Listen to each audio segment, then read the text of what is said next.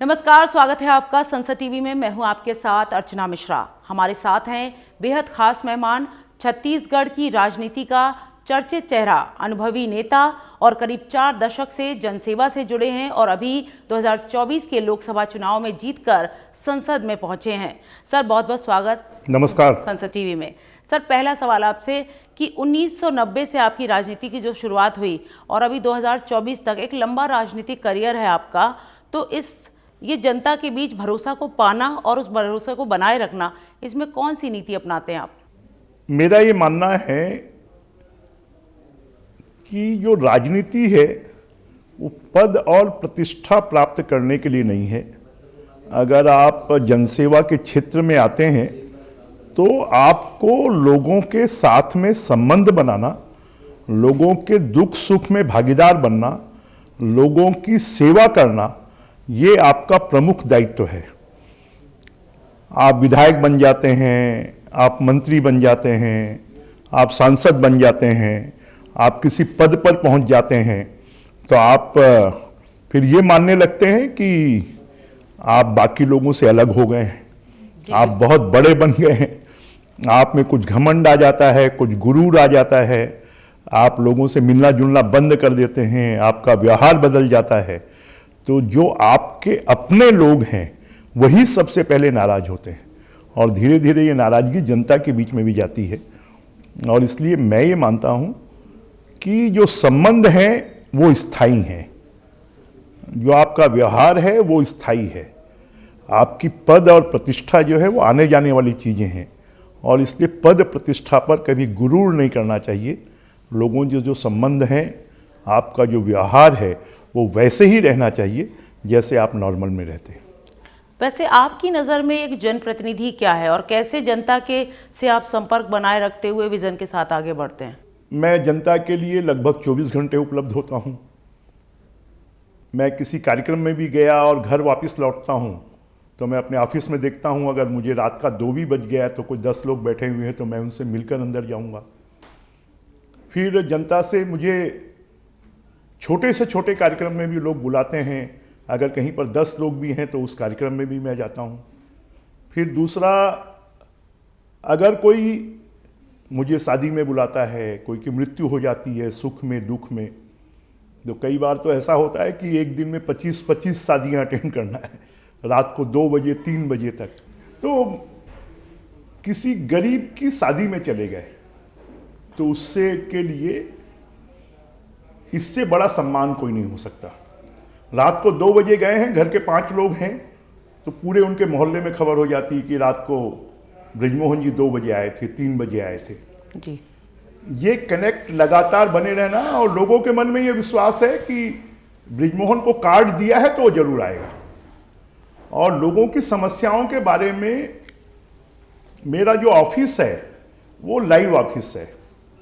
मुझे सरकार की तरफ से तो एक ही पीए मिलता है, परंतु 2-3 लोग मैंने अपनी तरफ से भी रखे हुए हैं जो लोगों की समस्याओं के समाधान के लिए लगातार अधिकारियों को फ़ोन करना, कर्मचारियों को फ़ोन करना, विभागों में फ़ोन करना, उनकी समस्याओं का समाधान करना। अगर कोई दिक्कत होती है तो मेरे से बात करवाना। मैं भी सीधा, मुझे लगता है कि ये गंभीर मामला है और इसकी समाधान तुरंत होना चाहिए, तो मैं भी तुरंत बात कर उनकी समस्याओं का समाधान करने की कोशिश करता हूँ। और ये जो कोशिश है, देखिए, जरूरी नहीं है कि आप लोगों का सब काम करवा पाएँ, परंतु उनको लगना चाहिए कि आपने उनके काम करवाने की कोशिश की है। और इसलिए लगातार जनता को ये लगता है कि हम बृजमोहन के पास चले गए तो हमारी समस्या का समाधान हो जाएगा। और ये जो लोगों का विश्वास है, ये मेरी सबसे बड़ी ताकत है और इसी ने लगातार 8 बार विधानसभा का चुनाव और 9वीं बार लोकसभा का चुनाव जिताया। और लोकसभा का चुनाव भी देश के टॉप 10 में 8वें नंबर पर वोटों से जनता ने मुझे जिताया। ये मैं मानता हूँ कि जनता का मेरे प्रति प्रेम, लगाव, अपनापन और आशीर्वाद है, जिसकी ताकत के दम पर मैं यहाँ तक पहुँच पाया। जी बिल्कुल। 2024 के लोकसभा चुनाव में आप बतौर सांसद चुनकर के आए, आप पहली बार के सांसद हैं, तो छत्तीसगढ़ को लेकर, आपके संसदीय क्षेत्र को लेकर आपकी क्या प्राथमिकताएं रही हैं और अभी आपके कार्यकाल के दौरान ऐसे कौन कौन से बड़े काम हैं जो हुए हैं? क्योंकि मैं एक छत्तीसगढ़ का पुराना सीनियर नेता हूं, तो सिर्फ रायपुर लोकसभा क्षेत्र नहीं, पूरे छत्तीसगढ़ के लोगों को उम्मीद होती है कि छत्तीसगढ़ के विकास के लिए बृजमोहन काम करेगा, और इसके लिए मैं लगातार कोशिश करता हूं। अगर हम कहेंगे तो रोड कनेक्टिविटी के क्षेत्र में सिर्फ 10,000 करोड़ रुपए के काम तो हमारे लोकसभा क्षेत्र में ही स्वीकृत हुए हैं, और लगभग पूरे छत्तीसगढ़ में 1 लाख करोड़ रुपए से ज़्यादा के काम रोड कनेक्टिविटी के चल रहे हैं। रेलवे के मामले में जहां कभी पहले साल में 500-600 करोड़ खर्च होते थे, छत्तीसगढ़ का क्योंकि 75% हिस्सा रेलवे से कटा हुआ है, आज रेलवे में 40,000 करोड़ रुपए के काम छत्तीसगढ़ में चल रहे हैं। आने वाले समय में 2 लाख करोड़ रुपए के काम होंगे। और अभी अगर मैं अपने लोकसभा क्षेत्र की बात करूं तो 8 रेलवे स्टेशन का रिनोवेशन हो रहा है। अकेले रायपुर के रेलवे स्टेशन में 700 करोड़ रुपए खर्च हो रहे हैं। इसी प्रकार से रायपुर शहर के डेवलपमेंट के लिए हमारा ये सोच है कि हम वहाँ पर अच्छी शिक्षा व्यवस्था, अच्छी स्वास्थ्य की सुविधा ये लोगों को उपलब्ध करवाएं। अब महामारी का जो केंद्र का सेंटर है, उसके लिए केंद्र सरकार ने 16 करोड़ रुपए सैंक्शन किए हैं। साथ में जो दिव्यांग पार्क है, वो समाज कल्याण विभाग ने उसके लिए 25 करोड़ रुपए सैंक्शन किए हैं। और इस प्रकार से ग्रामीण क्षेत्रों में भी विभिन्न प्रकार के काम लगातार करवाकर और लोगों की समस्याओं का, लोगों की तकलीफ़ों का समाधान करने की कोशिश हमारी तरफ से है। और मैं ये सोचता हूँ कि क्योंकि मेरे संपर्क मंत्रिमंडल के जो लोग हैं, केंद्रीय मंत्रिमंडल के, उनके साथ में भी पुराने संबंध हैं, यहाँ पर जो सांसद हैं उनके साथ में भी पुराने संबंध हैं। अभी हमारा छत्तीसगढ़ के राज्य की स्थापना का 25वां साल था। मैंने राजनाथ जी से आग्रह किया, उन्होंने एयर शो सैंक्शन कर दिया, और एयर शो हुआ। वो छत्तीसगढ़ के लोगों के लिए बहुत अद्भुत था कि वहाँ पर एयर शो होना, और उसमें लगभग 10 लाख से ज़्यादा लोग उस एयर शो को देखने के लिए पहुँचे। 6 घंटे तक तो ट्रैफिक जाम रहा। तो इस प्रकार के भी कार्यक्रम जिसमें लोगों को, अभी मैंने प्रधानमंत्री जी को, मैं हरिकोटा इसरो के सेंटर को देखने गया था। मेरे मन में आया कि हमारी नई पीढ़ी तो जानती ही नहीं है कि भारत स्पेस में कितना आगे बढ़ गया है जी, और ये मालूम पड़े नई पीढ़ी को, बच्चे इसके बारे में जाने। तो मैंने प्रधानमंत्री जी को पत्र लिखा। मुझे पत्र आया कि पहली बार आपने इस प्रकार का विचार किया है, तो हम पूरा तकनीकी सपोर्ट देने के लिए तैयार हैं। हम छत्तीसगढ़ में एक हाई लेवल का एक ऐसा लैब खोलेंगे जिससे हमारे बच्चों को, नई पीढ़ी को, बाकी लोगों को स्पेस के बारे में जानकारी मिले। बिल्कुल सर, आप वो कौन कौन से मुद्दे सदन में उठाए आपने जो कि युवाओं के रोजगार से जुड़े हुए हैं, और खासकर और आदिवासी बहुल क्षेत्र है, और वहाँ पे जो आदिवासी समुदाय के लोग हैं और जो दलित लोग हैं, उनके लिए ऐसे कौन कौन से मुद्दे हैं जो सदन में अभी तक आपने उठाए? लगातार सदन के जितने दिन होते हैं, एक दिन में हम 4 से 5 प्रश्न लगा सकते हैं, 2 स्टार लगा सकते हैं, 3 अनस्टार्ड लगा सकते हैं, 0 आवर्स लगा सकते हैं, 377 लगा सकते हैं। एक भी दिन हमारा खाली नहीं होता है कि जिस दिन अनस्टार्ड क्वेश्चन का कोई जवाब ना आए। और इस दृष्टि से लगातार प्रश्नों के माध्यम से और छत्तीसगढ़ के विकास के लिए किन किन क्षेत्रों में काम हो रहा है, हमारे चाहे सुदूर बस्तर क्षेत्र हो, वहाँ के डेवलपमेंट की बात हो कि वहाँ पर टेलीकम्युनिकेशन की सुविधाएं कैसे मिल सकती हैं, हमारा बस्तर रेलवे से कैसा जुड़ सकता है, हमारा छत्तीसगढ़ क्योंकि 42% फॉरेस्ट कवर्ड एरिया है। मैंने उसके मामले में भी कि छत्तीसगढ़ में कोई भी फॉरेस्ट के ऐसे इंटरनेशनल लेवल के, नेशनल लेवल के सेंटर खुलने चाहिए, और उसके बारे में भी मुझे पॉजिटिव रिस्पांस मिला। और इसी प्रकार से हमारा छत्तीसगढ़ रेलवे से बहुत कटा हुआ है, तो बस्तर में रेलवे लाइन से बस्तर जुड़े, इसकी हमको स्वीकृति मिली। सरगुजा जुड़े, जसपुर जुड़े, जो हमारा पूरा ट्राइबल बेल्ट है उसके लिए भी सरकार की तरफ से बहुत पॉजिटिव रिस्पांस मिल रहा है। सरकार का प्रयास है नक्सलवाद को पूरी तरह से खत्म करने का, और पीछे हमने देखा बड़े बड़े प्रयास किए गए।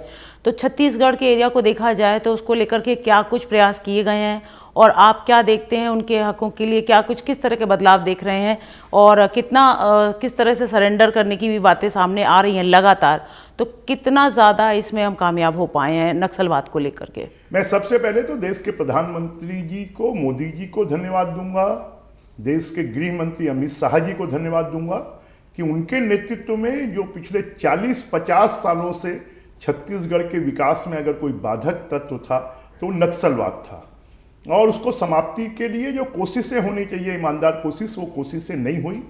परंतु मोदी जी ने, अमित शाह जी ने कि 31 मार्च 2026 तक छत्तीसगढ़ से नक्सलवाद समाप्त होगा, और इसके लिए छत्तीसगढ़ सरकार के मुख्यमंत्री विष्णुदेव साय जी के मार्गदर्शन में बहुत तेजी से काम चल रहा है।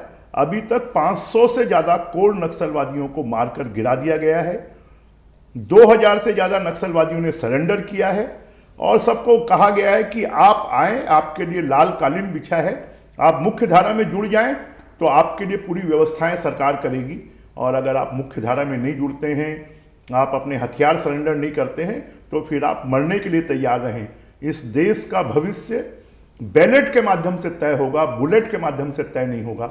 और जो इस प्रकार की आतंकवादी गतिविधि, नक्सलवादी गतिविधियों में लगे हुए हैं, वो छोड़ें। और छत्तीसगढ़ के विकास में भी सबसे बड़ी बाधा कोई अगर है, आज देश का सबसे फास्टेस्ट ग्रोइंग स्टेट कोई है तो छत्तीसगढ़ है, देश की सबसे फास्टेस्ट ग्रोइंग सिटी कोई है तो वो रायपुर है जी। और उसमें अगर कोई बाधा थी तो नक्सलवाद थी। अब ये नक्सलवाद समाप्त होगा तो हमारे जंगलों में रहने वाले जो गरीब आदिवासी समाज है उसका भी तेजी से विकास होगा, और वो कनेक्टिविटी से जुड़ेगा, चाहे वो रोड कनेक्टिविटी हो, चाहे वो रेल कनेक्टिविटी हो, चाहे वो एयर कनेक्टिविटी हो, चाहे वो इंटरनेट कनेक्टिविटी हो, और उससे तेजी से वहाँ पर भी विकास हो। सर, बड़ा लंबा कार्यकाल आपका छत्तीसगढ़ की राजनीति में रहा है। आपने कृषि, पर्यटन, संस्कृति, शिक्षा, इसको लेकर के बहुत काम किया है। तो कहीं ना कहीं नक्सलवाद हर्डल रहा है, लेकिन अभी जिस तेज़ गति के साथ विकास हो रहा है, आप कैसे देखते हैं कि ये कौन सा वो दौर है, किस तरह का ट्रांसफॉर्मेशन आप देखते हैं नए भारत का?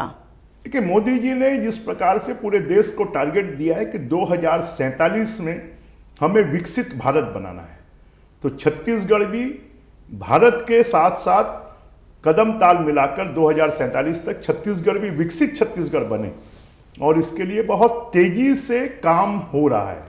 बहुत तेजी से वहाँ पर हायर एजुकेशन के इंस्टीट्यूट खुल रहे हैं, बहुत तेजी से वहाँ पर स्वास्थ्य के बड़े बड़े इंस्टीट्यूट खुल रहे हैं, वहाँ पर तेजी से कनेक्टिविटी बढ़ रही है, और इसके माध्यम से छत्तीसगढ़ भी भारत के 2047 में विकसित भारत के साथ साथ छत्तीसगढ़ में विकसित छत्तीसगढ़ बनेगा।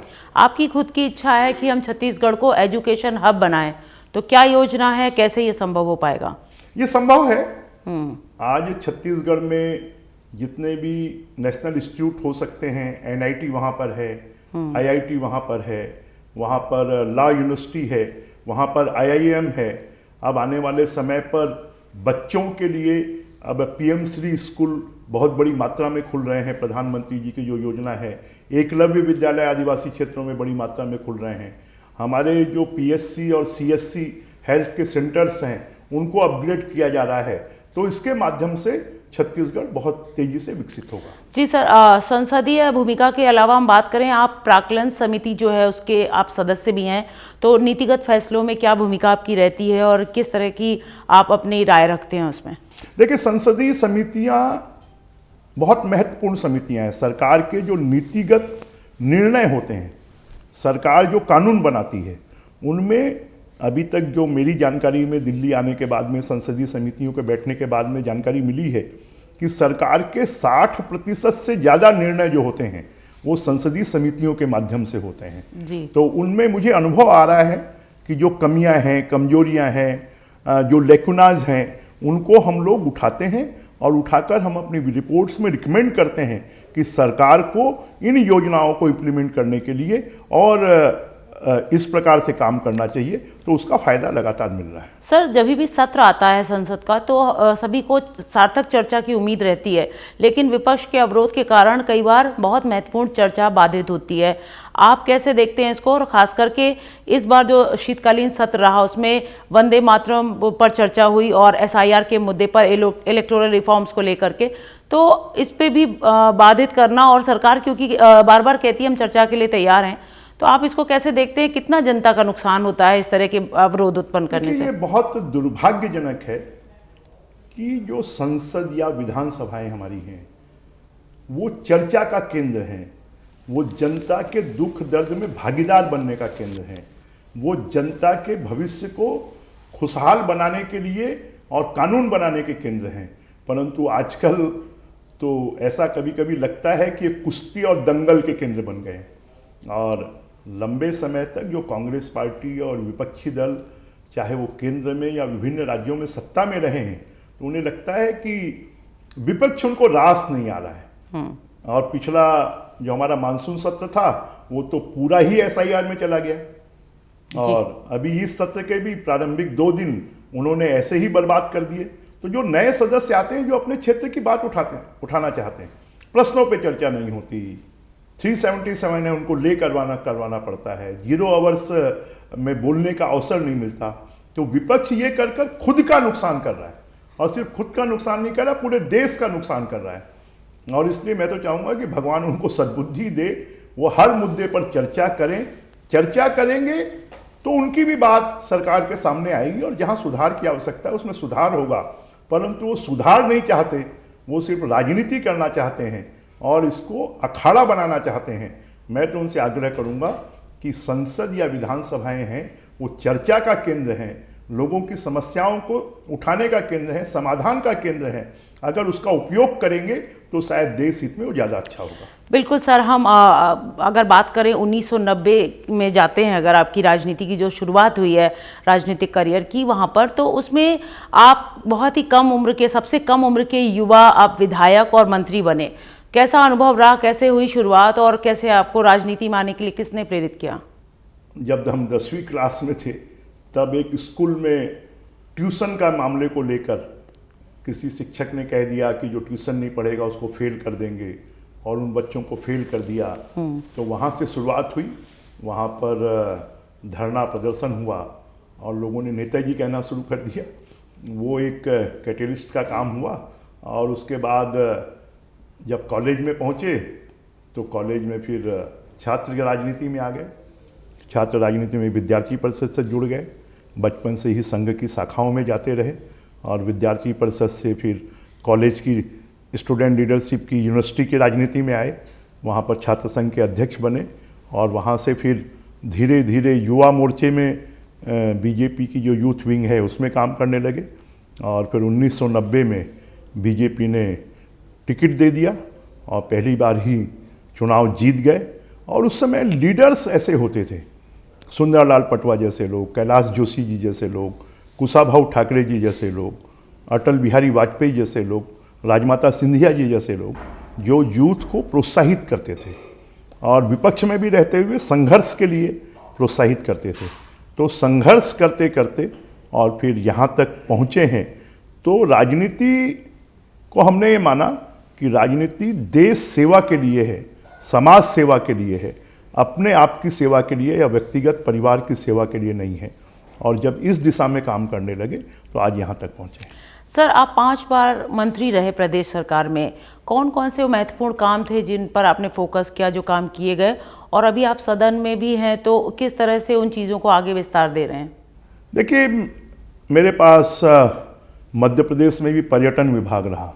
आज छत्तीसगढ़ को अगर पर्यटन की पहचान मिली मध्य प्रदेश में भी, तो पर्यटन में स्थायी इंफ्रास्ट्रक्चर बनाना, छत्तीसगढ़ जैसे प्रदेश को, कि वहाँ पर हमने एक छत्तीसगढ़ में कुंभ मेला शुरू किया। अभी तक देश में 4 कुंभ होते थे। हमने उसको कहा कि छत्तीसगढ़ के लोग क्योंकि आर्थिक रूप से कमज़ोर हैं, सब वो कुंभ मेले में नहीं जा सकते। तो छत्तीसगढ़ के 40 किलोमीटर दूर रायपुर से एक राजिम नामक स्थान है, वहाँ पर हमने कुंभ मेला शुरू किया कि प्रतिवर्ष होने वाला कुंभ।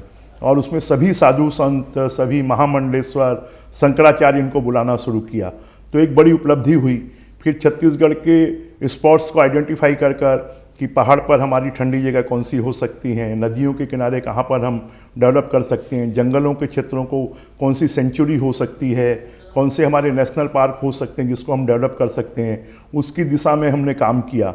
जब स्कूल शिक्षा विभाग देखने का अवसर मिला तो स्कूलों में कैसे हम अपग्रेड कर सकते हैं, बहुत सी स्कूलों में सिर्फ आर्ट्स होता था, साइंस और कॉमर्स होता ही नहीं था, उनको खोलने का काम किया। जब एग्रीकल्चर डिपार्टमेंट मिला तो एग्रीकल्चर डिपार्टमेंट में हमारे किसानों की आय कैसे बढ़े, सिर्फ किसान छत्तीसगढ़ को धान का कटोरा कहते हैं तो सिर्फ धान पैदा करते थे, तो उसके बाद तिलहन कैसे पैदा कर सकें, हार्टिकल्चर के फील्ड में कैसे काम हो सकता है कि लोग फ्लोरिकल्चर में आए, लोग फल पैदा करना शुरू करें, सब्जी भाजी पैदा करना शुरू करें। इस दिशा में काम किया कि कैसे किसानों की आय तेज़ी से बढ़ सकती है। वन विभाग मुझे मिला तो वन विभाग में हमने हमारी जितनी सेंचुरीज और नेशनल पार्क हैं उनमें पर्यटक कैसे जाएं, वहाँ पर रहने वाले लोगों को, क्योंकि कहते हैं कि एक पर्यटक अगर आता है तो 10 लोगों को रोज़गार मिलता है। तो पहले वहाँ पर लोगों के लिए शौचालय तक नहीं थे, वहाँ पर हमने शौचालय बनाए, वहाँ पर मोटल्स बनाए, और आज छत्तीसगढ़ के लोग ही नहीं जानते थे कि छत्तीसगढ़ में घूमने की कौन कौन सी जगह है। आज पूरा छत्तीसगढ़ के साथ साथ देश जानने लगा है कि बस्तर क्या है, सरगुजा क्या है, जसपुर क्या है, छत्तीसगढ़ में पहाड़ी स्थान कौन से हैं, उन सबको डेवलप किया। सर, छत्तीसगढ़ में जो पिछड़े इलाके हैं उनके लिए क्या कुछ काम किया गया है, और सदन में आप कब कब उन मुद्दों को उठाते रहे हैं जिससे कि उनको मुख्य धारा में लाया जाए और सभी को उनका हक मिल सके? अब छत्तीसगढ़ में बहुत ज़्यादा पिछड़े को इलाके बचे नहीं हैं। प्रधानमंत्री नरेंद्र मोदी जी के आने के बाद पिछले 11 सालों में छत्तीसगढ़ में 30 लाख से ज़्यादा प्रधानमंत्री आवास बन गए हैं जिनके पास खुद की छत नहीं थी। लगभग 10 लाख लोगों के घरों में जल जीवन मिशन का पानी पहुंच गया है। 1 करोड़ से ज़्यादा घरों को गैस के कनेक्शन मिल गए हैं। वहाँ पर लगभग 80 लाख से ज़्यादा परिवारों को आयुष्मान योजना का फ़ायदा मिल रहा है। प्रधानमंत्री सड़क गाँव तक पहुँच रही है। नेशनल हाईवे नए बन रहे हैं, जिला सड़कें बन रही हैं, राज्य सड़कें बन रही हैं।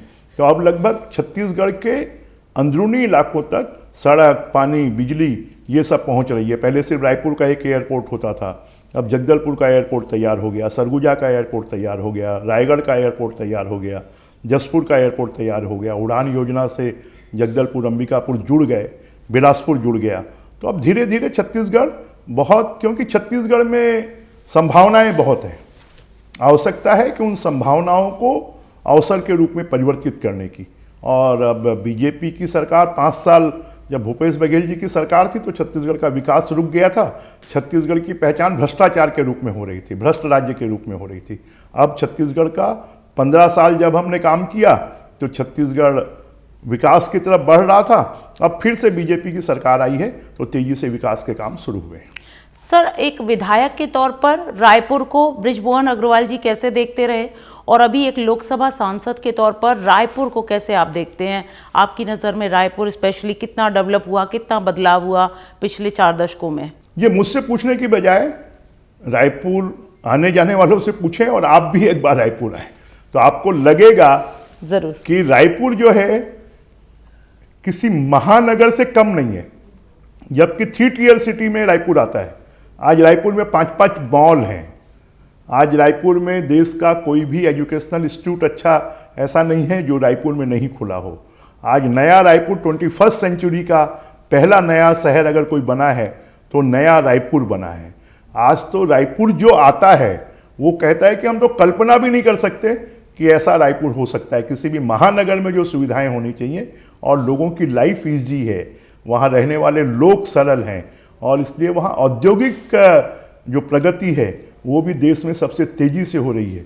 क्योंकि छत्तीसगढ़ देश को 22% लोहा देता है, छत्तीसगढ़ 21% सीमेंट देता है, छत्तीसगढ़ 36% कोयला देता है, छत्तीसगढ़ बिजली के मामले में सरप्लस बिजली है, देश के कई राज्यों को बिजली देता है।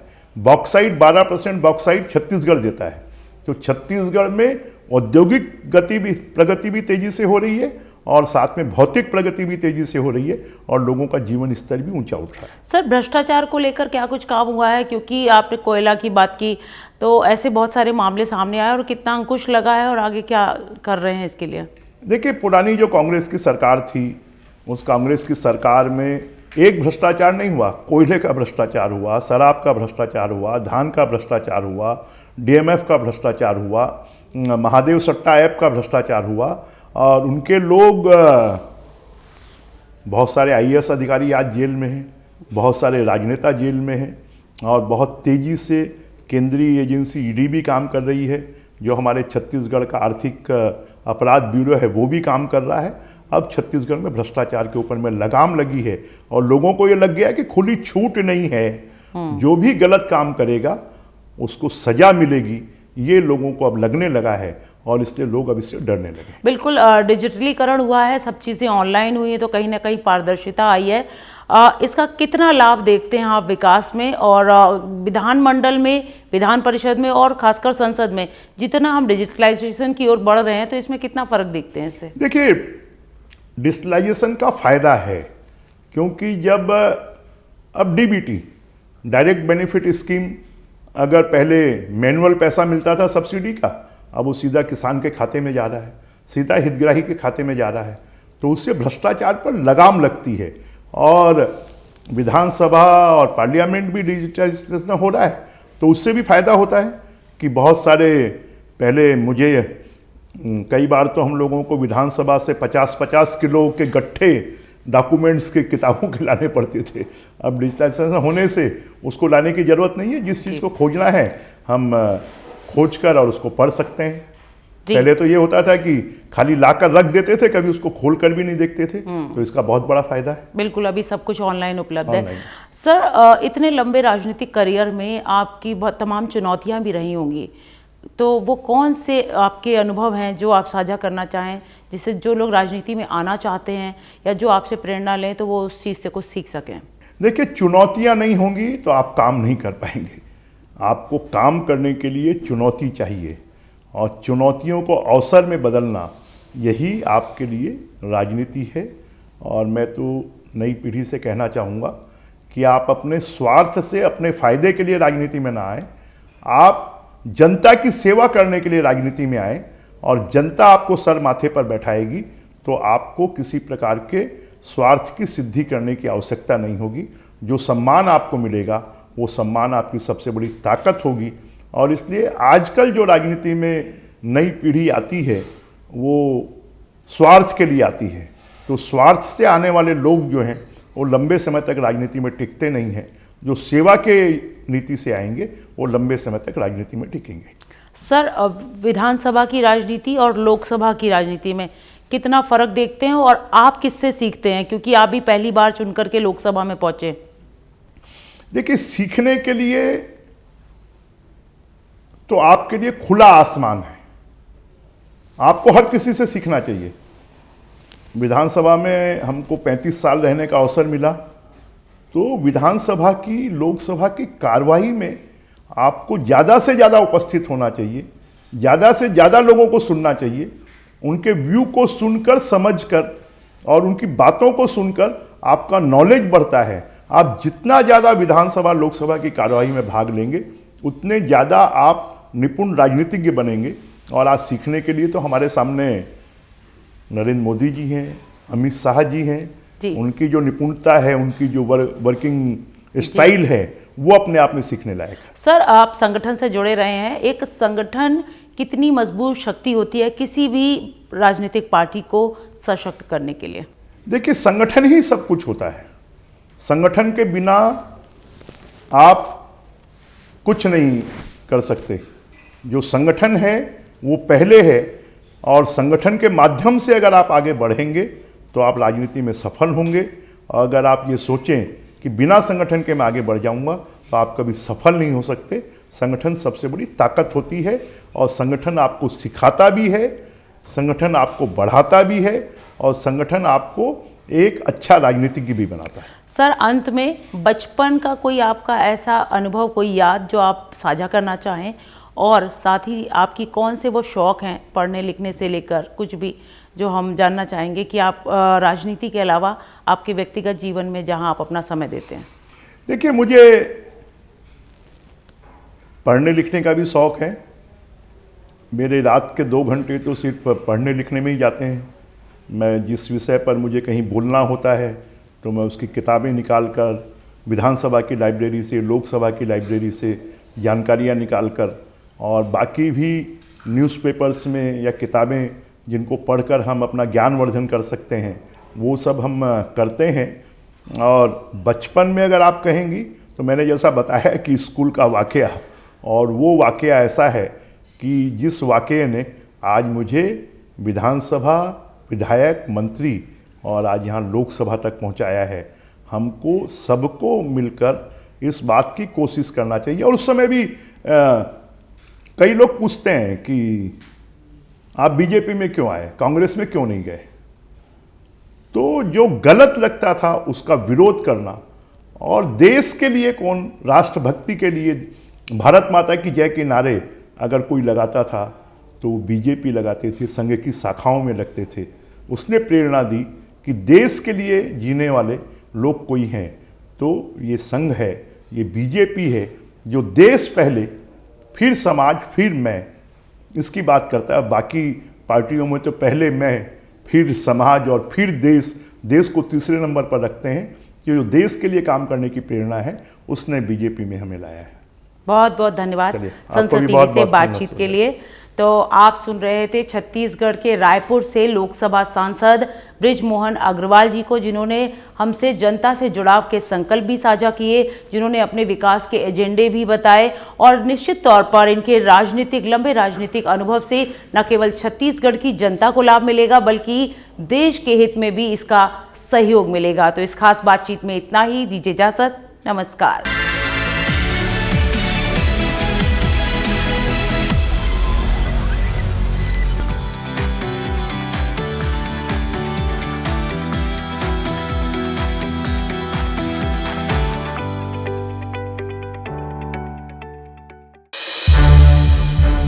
संसद टीवी के और भी प्रोग्राम्स देखने के लिए सब्सक्राइब करें हमारा YouTube चैनल, और हाँ, इन्हें लाइक और शेयर करना ना भूलें।